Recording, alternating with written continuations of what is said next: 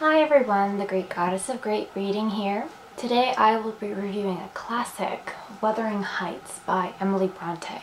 Wuthering Heights tells the story of a romance between two youngsters, Catherine Earnshaw and an orphan boy, Heathcliff. After she rejects him for a suitor from a better background, he develops a lust for revenge that takes over his life, attempting to win her back and then to destroy all whom he considers responsible for his loss. Heathcliff creates a living hell for those who inhabit his intimidating residence, Wuthering Heights. This tale of hauntings, passion, and greed remains unsurpassed in its depiction of the dark side of love. The dark side of love is right. Holy Heathcliff.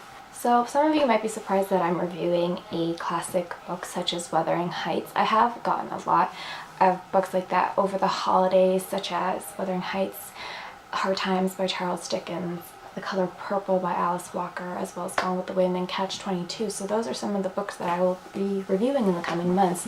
So expect some reviews of those types of novels. If you don't like that, I'm sorry. That's just, I review what I read, and it might not be something that came out this year. Clearly, Wuthering Heights did not come out in 2014, but it's a classic and one I really enjoyed nonetheless. Obviously there will be some spoilers if you haven't read Wuthering Heights, just because I can't really talk about it because it is so well known without giving away a few things. So with that being said, on with the show. So the biggest character in my reading of this novel is not Heathcliff or Catherine Earnshaw.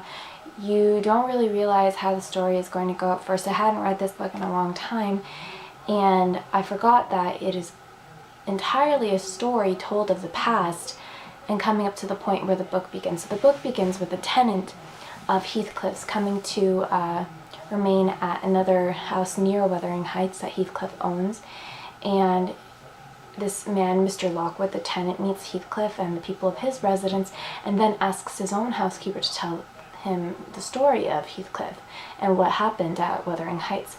And Nellie Dean, who was a housekeeper and who grew up with the Earnshaws and with Heathcliff, tells the story throughout the whole novel, and then kind of everything catches up in the end and they're finally in present time, and Mr. Lockwood knows all that's going on in terms of Heathcliff and Catherine Earnshaw and what happened between them in Wuthering Heights.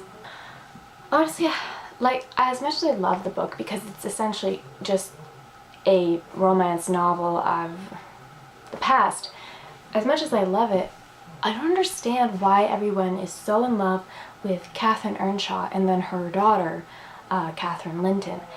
And it just surprises me so much because they're both kind of spoiled brats and they both are really rude sometimes, I find, just insulting and speaking their mind. Like, of course you can speak your mind, but I just found they were really, really rude sometimes and kind of like sort of whimsical and not really steadfast, and their affections would go all over the place, it seemed to me.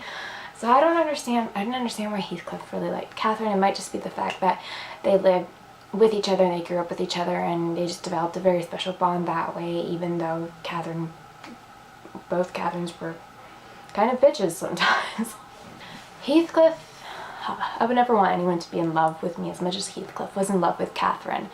Heathcliff destroys his life, it seems, after Catherine sort of rejects him for her husband that she eventually does marry, and it's like, how much can revenge take over your life that you are willing to inhabit the rest of your life with that plot of revenge? And up until his final hours, it seems that Heathcliff actually does have that in his heart, and it's really frightening.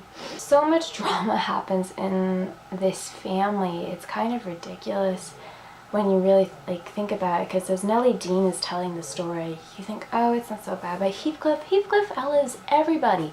He outlives his surrogate father, Mr. Earnshaw, who finds him on the road one night wandering and then brings him home to be his son. So he outlives Mr. Earnshaw.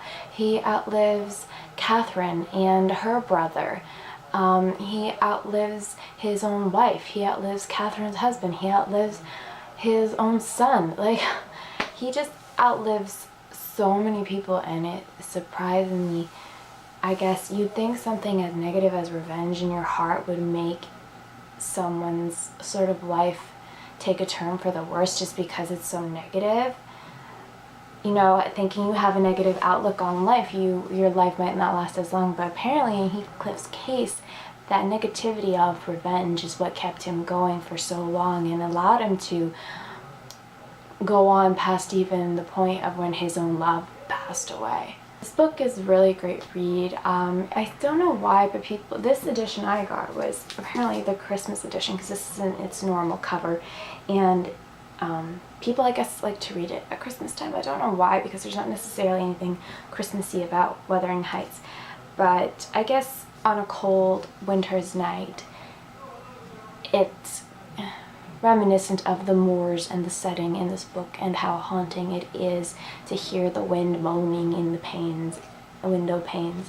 And maybe that's why people like to read it at this time of year, because usually it's snowing, the wind is blustering, and you're inside sitting on the sofa next to maybe a fire, in this case in a heated house, and you're reading Wuthering Heights. So I did read it this time of year, and it kind of did sort of make me reminisce about what it might be like to live on the moors in England.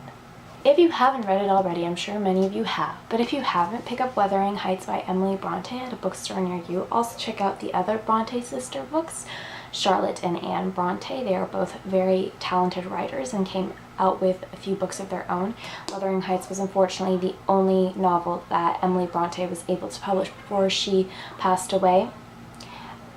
Very unfortunate, but check out her other sisters' works as well as Wuthering Heights if you haven't done so already. I'll see you guys next time, and until then, keep reading.